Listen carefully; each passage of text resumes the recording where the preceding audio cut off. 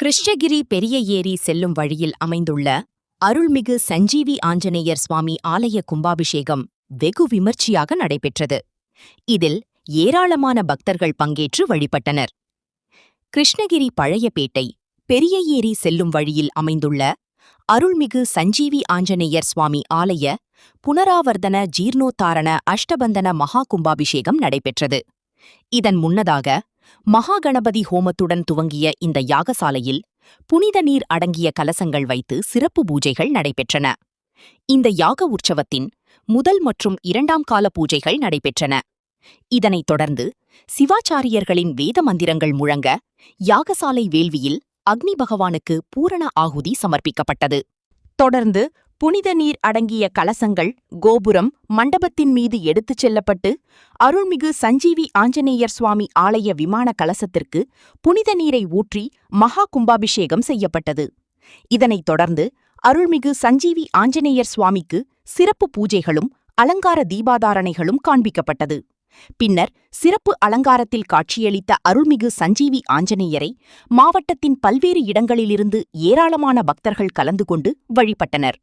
தொடர்ந்து மகா கும்பாபிஷேக விழாவினை முன்னிட்டு அனைவருக்கும் அன்னதானமும் வழங்கப்பட்டது. தொடர்ந்து 48 நாள்கள் மண்டல பூஜைகளும் நடைபெற உள்ளதாக தெரிவிக்கப்பட்டது.